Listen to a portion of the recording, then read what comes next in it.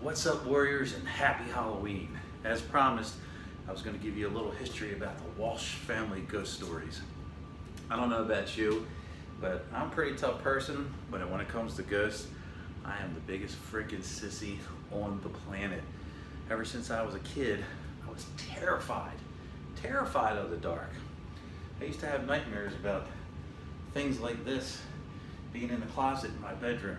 But anyway, I figured it's Halloween. I'm just going to give you a brief history about some of the stuff the Walsh family has experienced. Let's go all the way back to before me and Mama Jen were even married. We had moved into this old house in the country we were renting. It was built, we moved in there in 1990, and the house was already 105 years old. And every time you were in this house, it felt like something was watching you, and you couldn't tell what it was. And one night, we're sleeping, and all of a sudden, bang, bang, bang, a noise came from the attic upstairs, which in itself was super freaking creepy. And it sounded like somebody was just hitting the ceiling in the attic with a baseball bat. And I said to Jen, I was like, what the fuck was that? And she's, I think somebody's knocking on the front door. And I'm like, at 4 o'clock in the freaking morning? Ain't no way. And you gotta picture this, when you go upstairs, one of the back bedrooms had a small, tiny door. And inside that tiny door was a curved wooden staircase that led up to the attic. And the only thing in that attic was one window and a table and a chair. And there was claw marks all over the inside door. Super creepy. So that's the first thing. So after that, I was like, I'm moving the fuck out of here. We're done. And 2 weeks later, we found a brand new house to rent at that time. You talk about 1990, 91. Anyway, I swear after that, I'm never living in an old freaking house again. So as time went on, we had Brandon and we had Claudia, and then we moved to, that was too small and too far out in the country, so we moved to a brand new house further in town.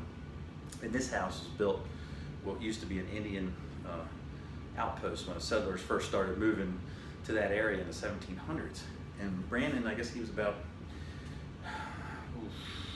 6 or 7. He'd be coming in our room every night, and I'm like, what the hell are you freaking doing? Go back in your room. He goes, I don't want to. He goes, I've seen a ghost. I'm like, what? He goes, yeah, I've seen a ghost. I said, I don't give a fuck, get back in your room. And I'm like pushing him, the kid's digging his fucking heels in the ground. He's like terrified. So for like the next 6 months, every day we'd wake up, he'd have his blanket sleeping at the end of our bed on the floor. And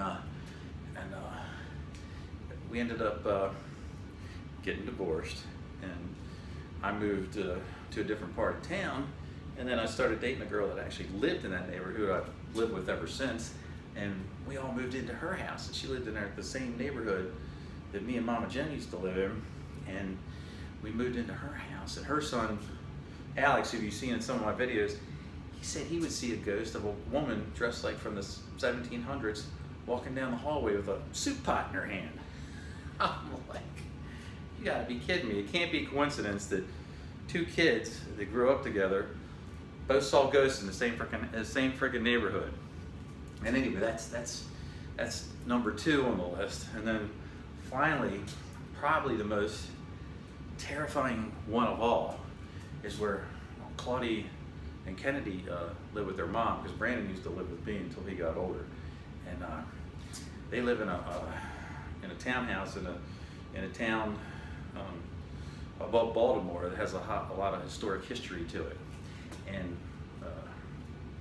Claudia and her Kennedy and her mom do makeup, and her mom was doing body paint on a model in her house. And when the model was done, she took a picture in like a full-length mirror, took a selfie in a mirror.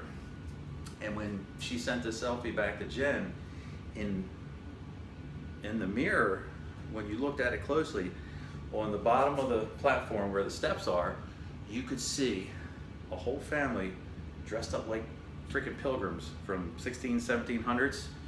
And there was a mom, a dad, somebody else, and I think it was a dad that was holding the baby, and they flipped out. Claudia sent me a picture, and I blew up on my computer, and I'm like, yeah, that is fucking creepy, man. I mean, seriously, fucking creepy. And Claudia told me, like, things, for a while, things would move around in her room, and she was walking down the steps to where the platform is, and the light in the ceiling just exploded for no reason. Super fucking creepy. And finally, I think maybe this, this family was just, ghostly family or whatever, was just passing through and happened to stop there for a while, because she said for a while it was pretty fucking freaky. And since then, nothing's occurred. And Brandon, because he went to college near there, he moved back there, and he hasn't experienced anything. Kennedy hasn't experienced anything, and I think the ghosts are all gone for now. But that's just something I wanted to share, because everybody's like into the family, and I like sharing stuff, telling stories, cracking jokes, roasting people, etc. But anyway, I thought that would be cool for Halloween. Now, if you want to watch some scary movies, I'll give you my all-time favorite picks: Jeepers Creepers, Jeepers Creepers 2, Jeepers Creepers 3, Insidious, the first one, The Conjuring 2, that's probably one of the scariest fucking movies I've ever watched, and Haunting in Connecticut, that was playing right now on regular TV. That's fucking creepy too, and that's based on Insidious, The Conjuring 2, and Haunting in Connecticut. They're all based on so-called true stories. But anyway, have a happy, super fucking spooky Halloween, and I'll see you in the next video.